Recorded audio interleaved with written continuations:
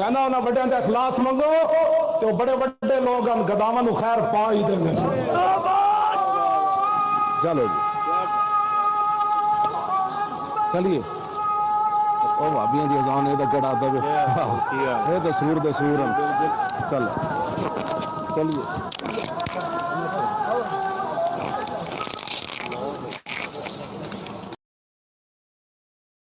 बहुत से सवालों के जवाब मैं दे देता हूं मगर आपका लहजा सख्त है। क्या साहब जी हजरत उमर से तो बहुत नरम है मेरा रवैया। जिस दिन हमारे मुखालफिन हजरत उमर को ये डिक्लेयर कर दें कि वो इंजीनियर साहब से ज्यादा सख्त है उस दिन मैं नरम हो जाऊंगा। टाइम क़यामत तक है। लेकिन ये ज्यादती तो ना करें। एक बंदा हुजूर की सोबत में रह के भी अपनी तबीयत की सख्ती रखता हो और एक बंदा 1400 साल बाद आके उससे ज्यादा नरम हो। एक बंदा हुजूर की मजलिस में बार बार तलवार निकाले, या रसूल अल्लाह इजाजत दे इसका गला काटूं। इंजीनियर साहब ने कभी बाल पॉइंट भी किसी को नहीं मारा हो। तो ये तो ना करो यार, कौन सी बातें कर रहे हैं। अगर आपके अंदर इतना इल्मी हौसला नहीं कि आप ये कह सकें कि मैं हजरत उमर से ज्यादा नरम हूं तो आपको मुझे समझाने का कोई हक बाकी नहीं है। और बाकी ये आपका जो दावा है ये बिल्कुल गलत है। मैं अल्हम्दुलिल्लाह मेरे से ज्यादा नरम इस प्लेनेट अर्थ पे अगर कोई दाई है तो उस पर उंगली रखें। कौन है बताएं, कौन सा बंदा है। लेकिन टॉपिक भी मेरे वाले डिस्कस करता हो। हाँ, ये नहीं हो सकता कि इंजीनियर साहब तारिक जमील साहब जो है वो रोटी बगैर चम्मच और कांटे के खाते हैं और आप मुर्ग पुलाव जो है वो चम्मच और कांटे के साथ क्यों खाते हैं। मैं कहता हूं अपनी अकल का इलाज करा, तू रोटी को कंपेयर करवा रहा है मुर्ग पुलाव के साथ। मुर्ग पुलाव जो है वो तारिक जमील साहब ने भी कभी खाया तो वो चम्मच और कांटे के साथ ही खाएंगे। ठीक है, जो हमारे टॉपिक्स हैं। ठीक है, मैं अब बात नहीं करता किसी का नाम लिए बगैर। यकीन करें आपके उलमा इतने बुज़दिल हैं, अपनी ट्रोलिंग से, अपनी लाइफ थ्रेट की वजह से वो इन टॉपिक्स के ऊपर बात ही नहीं करते। बुज़दिल 60-70 साल के होके भी अगर सही बात नहीं कोई बता रहा तो उसे बुज़दिल ही कहा जाएगा ना। क्योंकि जामिया तिरमिज़ी में हदीस है कि मेरी उम्मत की उम्रें जो है वो 60 साल की रेंज में। बुखारी में हदीस है जिसको अल्लाह ने 60 साल उम्र दे दी उसके ऊपर हुज्जत तमाम कर दी। 60 साल के बाद कौन सी हिकमत तुम लेके चल रहे हो। तुम अपनी जिंदगी गुजार चुके हो, नहीं बोलते, डरते हैं। तो मेरे से ज्यादा कोई नरम नहीं है। और जो मेरे टॉपिक्स पे बोलता है वो स्टार्ट ही से करता है फलां काफिर है, फलां सूरा दा सूर है। कहना उन्हें बड़े का इखलास मंगो तो बड़े बड़े लोग गदावां नूं खैर पा ही देंगे। चलो जी चलिए ओ भाभियां दी अजान ए दा केड़ा दवे ए ते सूर दे सूर चल चलिए।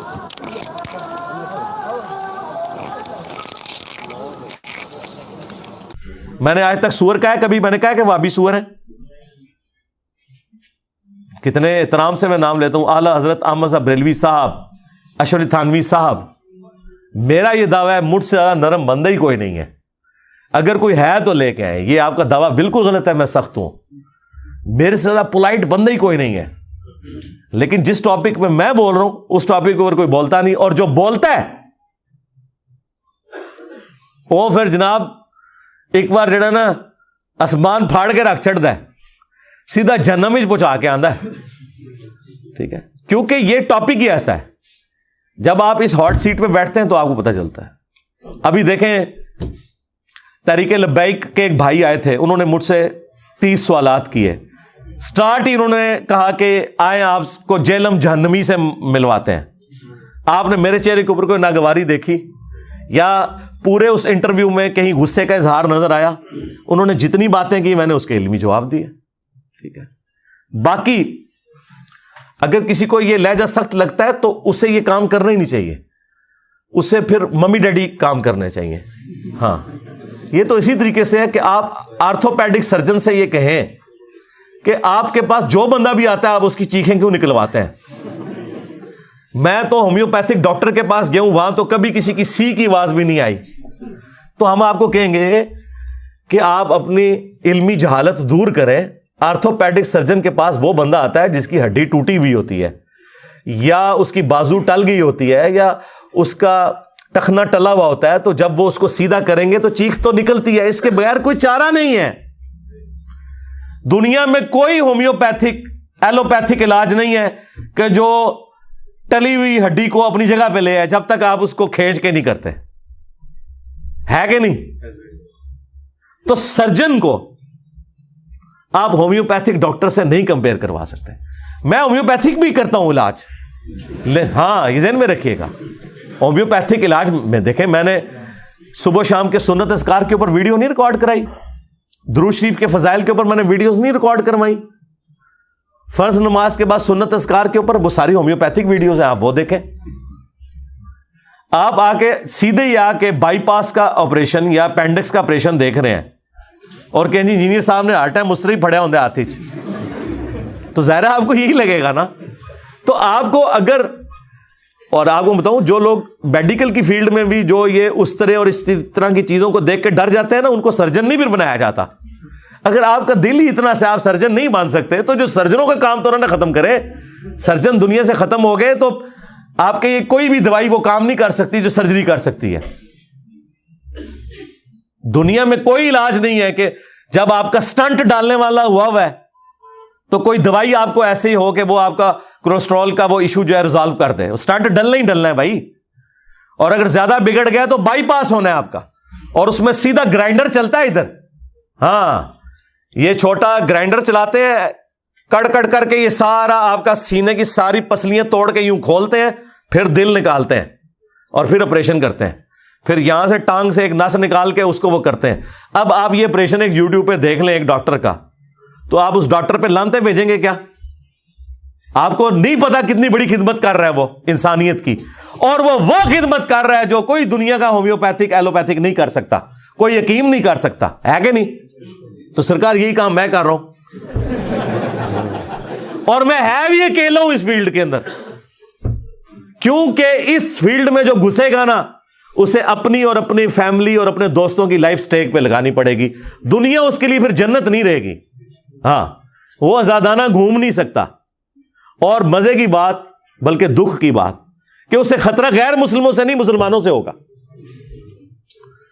आप रफुल यदैन के साथ किसी सड़क पे खड़े होकर नमाज पढ़े, आपको खतरा यह नहीं होगा कि वहां सफाई करने वाला जो क्रिश्चियन है वो आके तो झाड़ू से आपकी पिटाई शुरू कर देगा, या कोई हिंदू वहां से गुजर रहा है तो वो आपके सर पे आगे को बेलचा मार देगा।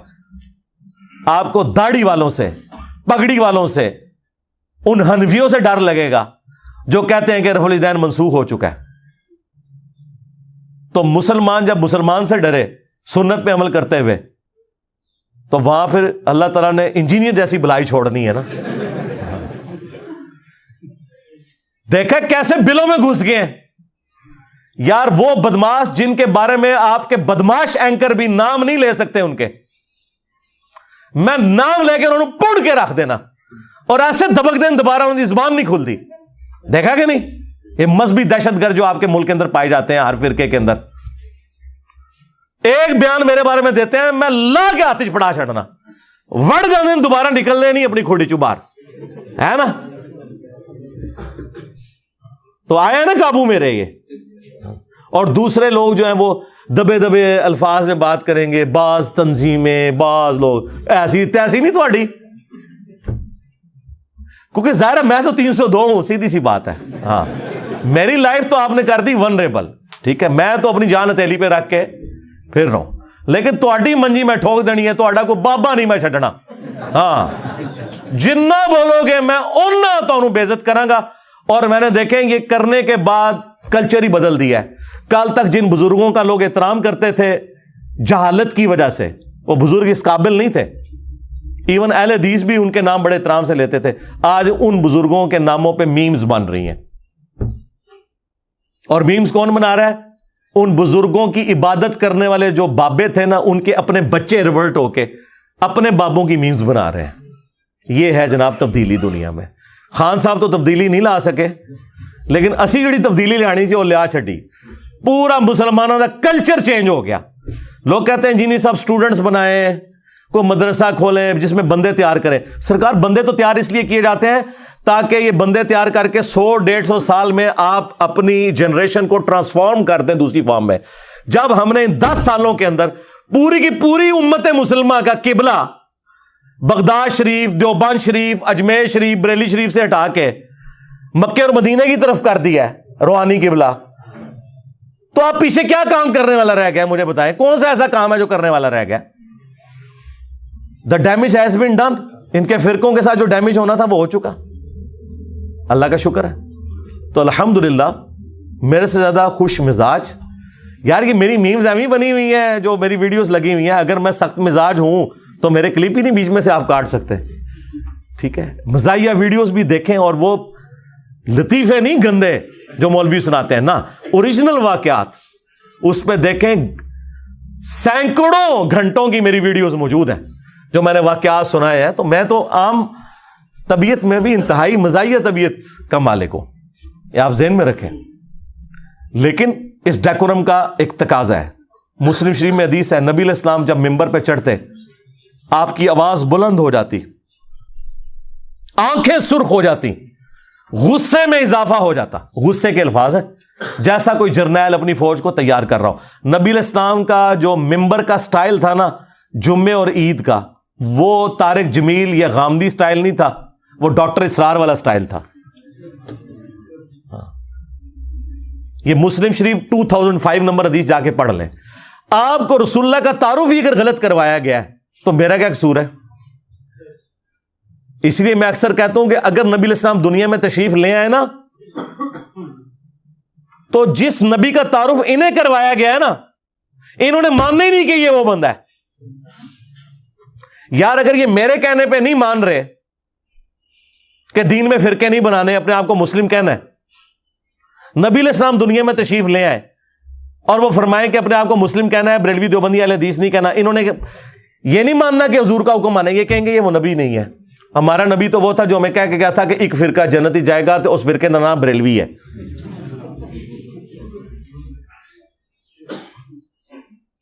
نبی تو یہ غیبی خبر دے کے گئے تھے کہ یہ گندگی ہو جائے گی, تم نے کرنی نہیں. اور اس کو فرقہ نہیں کہا تھا, ایک جماعت کہا تھا حق پہ رہے گی. فرقہ تو وہ ہوتا ہے جو جماعت کو چھوڑ کے الگ ہو جائے.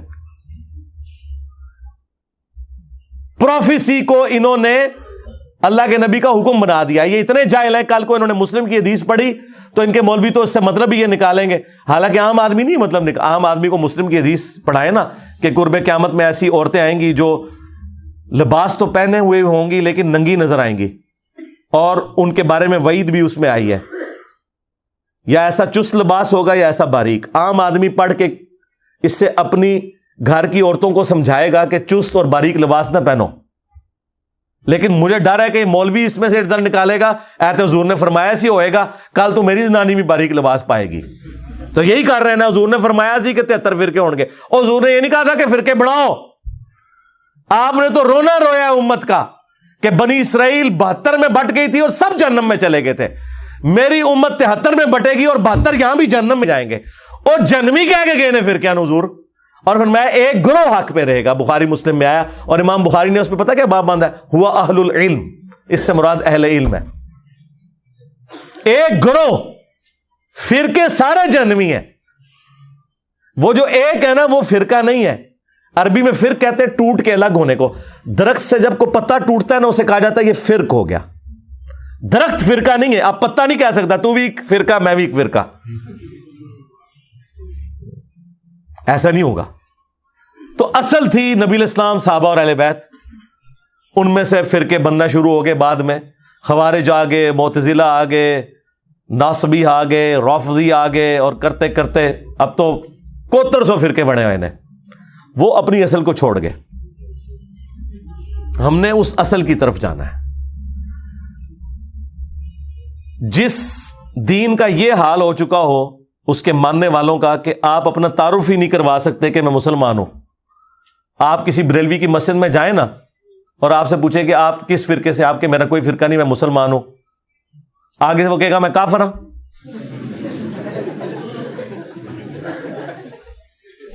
اس نو پھر پوچھو اگوں کہ تو کافر نہیں تو کیا ہے, پھر وہ کہے گا میں بریلوی ہاں, یا اہل سنت وال جماعت ہاں, یا اہل سنت وا جماعت ہاں اور حنفی ہاں. انہوں کو یار اے ذرا 10 قرآن دی کتنے لکھے آئی تو ٹائم قیامت تک کی کڈ اپنی طرف سے بنائی ہوئی چیزیں. یعنی ایک غریب بدتمیز ایک جہل وہ تو کانفیڈنس لیول آسمانات ہے, یعنی جہالت کے باوجود کانفیڈنس لیول ہے. تو ان کی مثال ان ٹین ایجز بچوں کی سی ہے جو ویلنگ کر رہے ہیں موٹر بائک پہ اور یہ سمجھے ہوئے ہیں کہ میرا کبھی ایکسیڈنٹ نہیں ہونا, میں ماشاءاللہ بڑا ایکسپرٹ ہوں. اور دیکھنے والے بچارے یا بدوائیں دے رہے ہوتے ہیں یا دعائیں دے رہے ہوتے ہیں کہ اللہ اس دی خیر کریں, انہیں بچنے کتنے جا کے, چل خود بھی مر جائے نا, رام موت مر جائے کوئی مسئلہ نہیں ہے. دکھ یہ ہوتا ہے جب کسی دوسرے کو جا کے یہ مارتے ہیں. مجھے بتائیں, ایک شریف آدمی اپنی بیوی اور 2 بچوں کے ساتھ موٹر بائک پہ جا رہا ہے اور پیچھے سے یہ ویلنگ کرتے ہوئے آئے اور اس کو ٹھوک دے, ٹھیک ہے, اس کی بیوی یا بچہ مر جائے, اس کا کیا قصور ہے؟ تو آرام موت مرا تھا, اس کو تو نے کیوں اس تکلیف میں ڈالا؟ لیکن وہ کر رہے ہیں کیونکہ ان کو پتہ ہی نہیں کہ اس کے رزلٹ کیا نکلنے والے ہیں. بس یہ بھی ان کا بھی یہی حال ہے. ہم لوگوں کو الحمدللہ اس لیے ایجوکیٹ کر رہے ہیں. اور پھر مثالیں دیتے ہیں, وہ کہتے ہیں جی انجینئر صاحب جو یہ کہتے ہیں نا سارے فرقے میرے خلاف ہو گئے ہیں, تو وہ غلام احمد قادیانی دجال بھی یہی پلی لیتا تھا. سرکار, غلام احمد قادیانی دجال یہ جو پلی لیتا تھا تو اس کے بعد وہ تمہیں کافر کہتا تھا. ہم تم سب کو مسلمان سمجھتے ہیں, بالکل 180 ڈگری ہے, اور اس سے بڑھ کر تم اس کی شیطانی اولاد ہو, تم ایک دوسرے کو کافر سمجھتے ہو. میرے ساتھ کیسے کمپیریزن کروا رہے ہو؟ اگر غلام احمد قادیانی دجال کے خلاف سارے فرقے ہو گئے تھے نا, تو غلام احمد قادیانی دجال ان سب کو کافر سمجھتا تھا. اگر تم لوگ میرے خلاف ہوئے, اور تم لوگ سے مراد تمہارے مولوٹے مولوی عوام تو تمہاری ساری ادھر آ گئی ہے, اسی لیے تو تمہاری روٹی روزی بند ہوگی. حالانکہ میں نے کسی کو نہیں کہا ان کی روٹی روزی بند کرو, لوگ خود ہی بند کر دیتے ہیں میرے کہنے پہ نہیں, میں کبھی نہیں کہتا کہ بند کرو. تو تم لوگ کٹھے ہوئے ہو نا, تو میں تمہیں اب بھی مسلمان سمجھتا ہوں, نمازیں تمہارے پیچھے پڑھتا ہوں, چندے تمہیں دیتا ہوں. تو کتنا بڑا ڈفرنس ہے. اور اس سے بڑھ کر قادیانی کے طریقے پہ تو تم لوگ ہو, تم ایک دوسرے کو کافر کہتے ہو. کہتے نہیں, کافر نہیں کہتے. ہم کہتے ہیں کہ ٹھیک ہے, پھر لکھ کے دو, کوئی بڑا تمہارا لکھ کے دے کہ ہمارے سوا جتنے فرقے ہیں ان کے نام لکھے, اور یہ ساتھ لکھے کہ ان کے جو جو عقیدے ہیں انہی عقیدوں پہ اگر یہ مر گئے تو ایک نہ ایک دن جنت میں چلے جائیں گے. کوئی بریلوی دیوبندی اہل حدیث آپ کو لکھ کے نہیں دے گا. کیوں لکھ کے دے؟ ان کے بڑے اسلام سے ایک دوسرے کو نکال کے گئے ہوئے ہیں. احمد بریلوی صاحب نے احکام شریعت میں لکھا ہے کہ دیوبندی ہو, اہل حدیث ہو, قادیانی ہو, قادیانی کافروں کو بیچ میں شامل کیا, یا رافضی شیعہ ہو, نیچری ہو, یعنی یہ نیچر کے ماننے والے لوگ, یہ سب کے سب لوگ 1,00,000 دفعہ بھی اللہ کا نام لیں ذبیحے کے اوپر, ذبیحہ مردار رہے گا. البتہ یہود و نصارہ کا ذبیحہ حلال ہے. یعنی اعلی حضرت کے نزدیک وہابی, اہل حدیث, دیوبندی, شیعہ یہ یہود و نصارہ سے بھی بدتر ہے, اور قادیانیوں کے ساتھ انہیں شامل کیا ہے. تو یعنی یہ قادیانیوں کی طرح سمجھتے ہیں ایک دوسرے کو. اور ملفوظات اعلی حضرت کی جو پہلی جلد ہے نا, پہلا حصہ, وہ اعلی حضرت نے خود ورڈ بائی ورڈ پڑھا ہوا ہے. ان کے بیٹے مفتی اعظم انڈیا جو تھے مصطفیٰ رضا خان نوری, جن کی وہ نعت ہے تو شمع رسالت ہے عالم تیرا پروانہ, 1981 میں ان کی ڈیتھ ہوئی تھی. انہوں نے اپنے والد احمد بریلوی صاحب کے ملفوظات جمع کیے, اور اس کا جو پہلا حصہ ہے نا وہ اعلی حضرت کو ورڈ بائی ورڈ پڑھوایا ہے. اور اعلی حضرت نے پڑھ کے اس کے اینڈ پہ 2-4 اشعار اس کی شان میں لکھے ہیں کہ یہ میرے بیٹے نے بڑا کمال کام کیا ہے. لہذا ملفوظات کی پہلی جلد سے کوئی جان نہیں چھڑا سکتا. اعلی حضرت نے خود پڑھی ہوئی ہے, اور اس کے اندر لکھا ہوا ہے کہ ان سے سائل سوال کرتا ہے کہ حضرت یہ جو دیوبند اور اہل حدیث یعنی یہ جو وہابیوں کی مساجد ہیں ان میں نماز پڑھی جا سکتی ہے؟ تو جواب دیا انہوں نے, کفار کی مسجد مثل گھر کے ہے. ڈائریکٹ لکھا ہے کفار. کسے؟ وہابی کو. اعلی حضرت وہابی, دیوبند اور اہل حدیث دونوں کو وہابی کہتے ہیں. اچھا, پھر پوچھا گیا کہ ان کی پیچھے کیا نماز پڑھی جا سکتی ہے؟ تو انہوں نے کہا کہ ان کی نماز نہیں ہے, جماعت نہیں ہے, نماز اور جماعت دونوں باطل ہیں. تیسرا پوچھا گیا ان کی اذان کا جواب دیں تو انہوں نے کہا کہ ان کی اذان بھی ان کی نماز کی طرح باطل ہے، البتہ اذان میں جب اللہ یا محمد صلی اللہ علیہ وآلہ وسلم کا نام آئے تو آپ عز وجل اور صلی اللہ علیہ وآلہ وسلم کہہ سکتے ہیں، ورنہ ان کی اذان بھی باطل ہے، اذان کا جواب دینے کی بھی ضرورت نہیں ہے۔ ظاہر ہے جن کے پیچھے نماز نہیں ہو رہی ان کی اذان کہاں سے ہوگی؟ تو مجھے بتائیں، آپ ایک دوسرے کو کافر کہہ کے گئے، اور پھر حسام الارمین میں تو انہوں نے کلیئر کٹ لکھا علماء دیوبند کو مخاطب کر کے سب یہ مرتد ہے، ان کے کفر میں شک کرنے والا بھی کافر، یعنی سارا فرقہ ہی کافر۔ اور اس کے جواب میں المہند المفند میں خلیل احمد سہارنپوری نے 35 کے قریب علماء دیوبند کے سگنیچر ہیں اس میں، انکلوڈنگ اشولی تھانوی، اور بعد میں بھی کافی لوگوں نے ایڈ کیے ہیں۔ اس میں انہوں نے لکھا کہ احمد بریلوی اور ان کی پوری جماعت ایک شیطانی لشکر ہے جو ہم پہ حملہ آور ہو گیا، اور جس طرح کے انبیاء کرام پہ شیاطین حملہ آور ہوتے تھے، انبیاء کے خلاف جو شیاطین کھڑے ہوتے تھے وہ مسلمان ہوتے تھے یا کافر؟ کافر۔ دیوبندی اپنے آپ کو بچاتے ہیں، نہیں انہوں نے شیاطین کہا، کافر تو نہیں کہا۔ تو جناب یہ مسلمان شیاطین تھے جو انبیاء کے خلاف کھڑے ہوتے تھے، اور کہا کہ علماء دیوبند رضی اللہ عنہم، ویسے ہی کہتے ہیں جی آپ رضی اللہ عنہم نہ کہیں، اپنے مولویوں نے 14ویں صدی دے رضی اللہ عنہم۔ اور پھر المہند میں انہوں نے یہاں تک لکھا کہ محمد بن عبد الوہاب کی جو جماعت ہے یہ اہل حدیث وہابی، یہ خوارج ہے، آج ریالوں کے چکر میں ایک ہے، ایک دوسرے کو آپ اسلام سے نکال کے گئے ہوئے ہیں۔ اسی طریقے سے البریلویہ کتاب کے اندر جو کچھ انہوں نے بریلویوں کے ساتھ کیا ہے، جو جھوٹی باتیں ان کی طرف منسوب کی ہیں اور جو اس کے بعد کنکلوڈ کیا ہے، ان کو بھی اسلام سے باہر نکالا ہوا ہے انہوں نے۔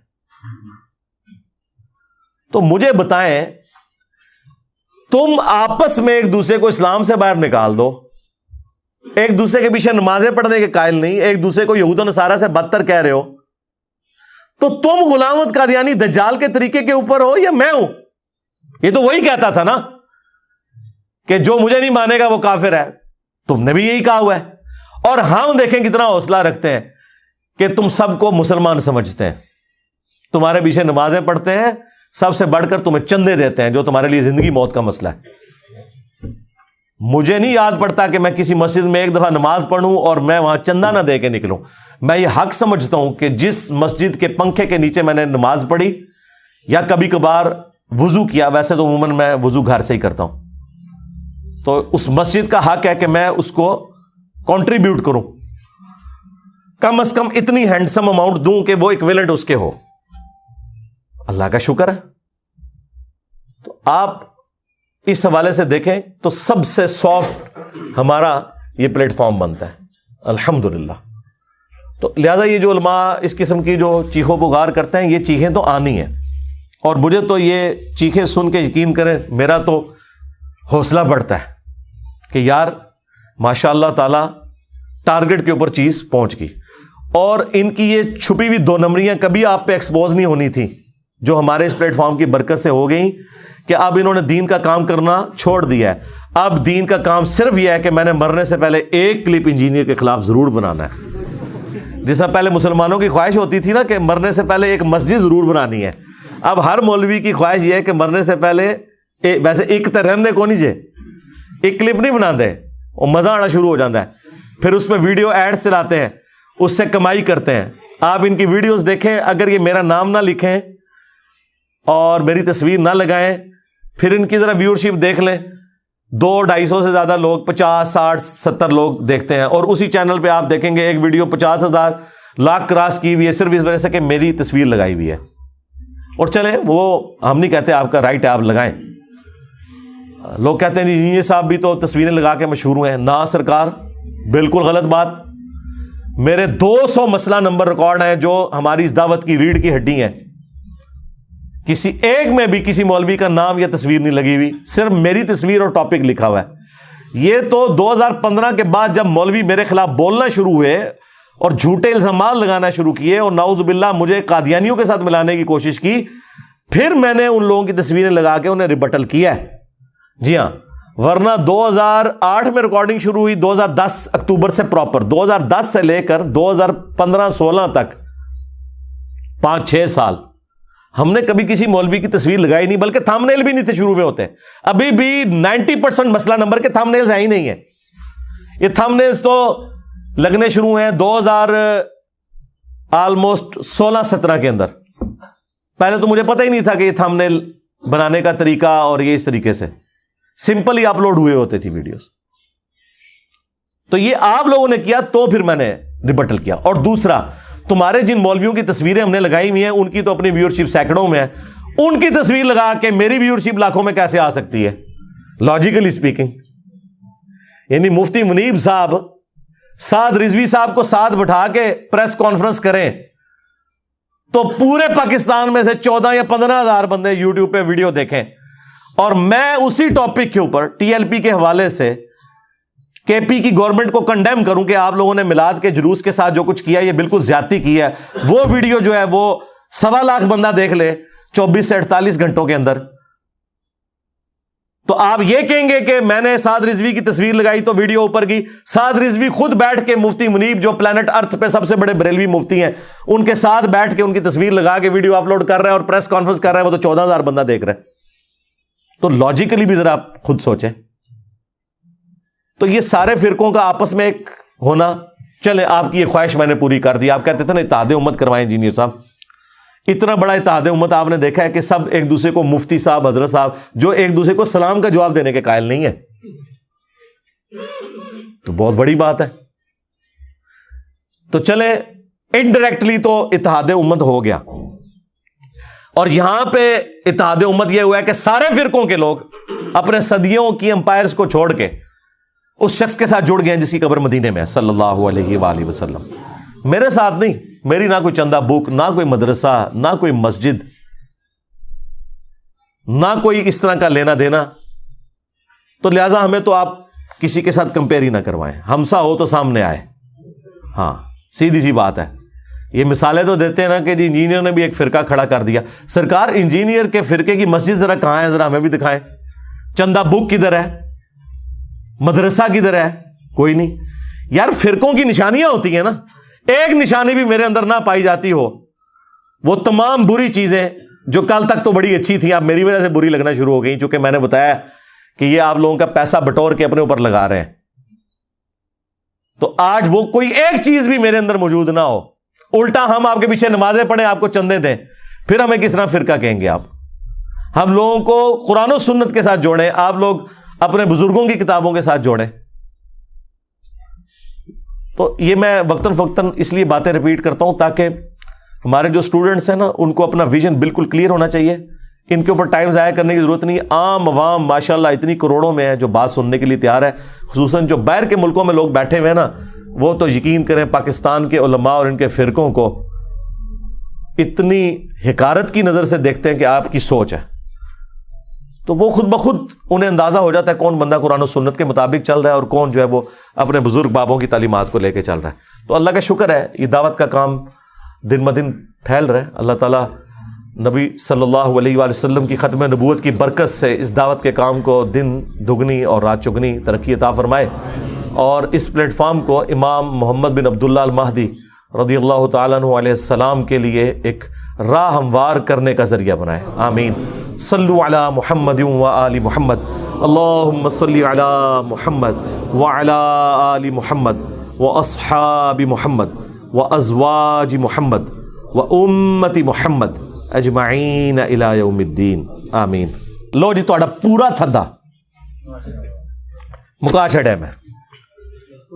کسی دی پرچی اگے آئی ہوئے میں نہ پڑھی ہو. اللہم انی اسألک بانک انت اللہ لا الہ الا انت الاحد الصمد الذی لم یلد ولم یولد ولم یکن لہ کفوا احد. اللہم صلی علی محمد وعلی آل محمد. اللہم ربنا آتنا فی الدنیا حسنہ وفی الآخرۃ حسنۃ وقنا عذاب النار. ربنا آتنا من لدنک رحمۃ وہیئ لنا من امرنا رشدا.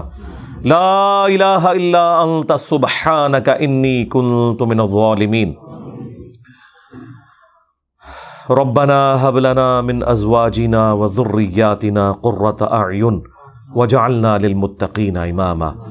اللہم اغفر لحینا ومیتنا وشاہدنا وغائبنا وصغیرنا وکبیرنا وذکرنا وانثانا اللہم من احییتہ منا فاحیہ علی الاسلام ومن توفیتہ منا فتوفہ علی الایمان۔ اے اللہ ہماری، ہمارے ماں باپ کی، ہمارے بیوی بچوں کی، پوری امت کی مغفرت فرما۔ اے اللہ جن جن بھلائیوں کا سوال تیرے محبوب صلی اللہ علیہ وآلہ وسلم نے تجھ سے کیا، ہمارے حق میں، ہمارے ماں باپ کے حق میں، بیوی بچوں کے حق میں، پوری امت کے حق میں قبول و منظور فرما۔ جن جن چیزوں کے شر سے تیرے محبوب علیہ السلام نے تیری پناہ طلب کی، تمام مسلمانوں کو ان چیزوں کے شر سے اپنی پناہ عطا فرما۔ اے اللہ حاضرین کے دلوں میں جو جو نیک اور جائز دعائیں ہیں قبول فرما۔ حاضرین کے جو چھوٹے بڑے رشتہ دار بیمار ہیں شفا عطا فرما، جو فوت ہو چکے ان کی مغفرت فرما۔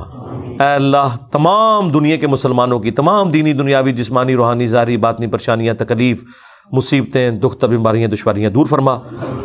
بالخصوص اے اللہ کشمیر میں، انڈیا میں، فلسطین میں، چائنا میں، یمن میں، عراق میں، شام میں، پاکستان میں، افغانستان میں، جہاں کہیں مسلمان کس پرسی کی زندگی گزار رہے ہیں، غیب سے ان کی عزت آبرو جان و مال کی حفاظت فرما۔ اے اللہ ہمارے ملک پاکستان کی خیر فرما، پورے عالم اسلام کی خیر فرما، اندرونی اور بیرونی خطرات سے محفوظ فرما۔ سبحان ربک رب العزت عما یصفون وسلام علی المرسلین والحمد للہ رب العالمین وصلی اللہ علی النبی الکریم وعلی آلہ وصحابہ اجمعین الی یوم الدین۔